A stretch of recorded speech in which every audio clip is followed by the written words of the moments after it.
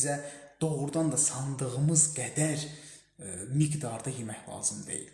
Biz yeyirik, biz fikir vermirik. Amma çox yeyirik, çox yeyirik yəni. Mən ona hər dəfəsində bu gündəlik 2 dəfə qida alanda, hər dəfəsində diyet dövründə görürəm ki, yəni mən əvvəlki halım nə qədər mən yeyirdim. Sağlam olmayan məhsullarla qidalanmıram. Mən elə qreçka ilə arıqlayıram, elə qreçka ilə də kökəlirəm, başa düşürsünüz? Yəni burada miqdar çox önəmlidir. Qreçkanın tərkibində 100 qramında təqribi 270 kalori var.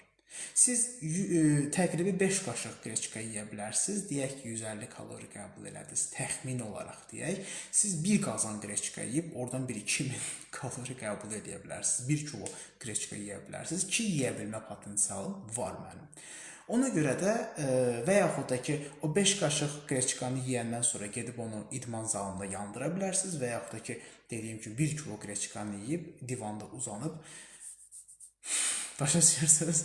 Ona görə də elə və yaxud da ki, belə fərq çoxdur. Eyni məhsuldan, sağlam adlandırdığımız məhsuldan həm kökələ bilərik, həm eyni məhsullarla da çəki vermə prosesimizi dəstəkləyə bilərik.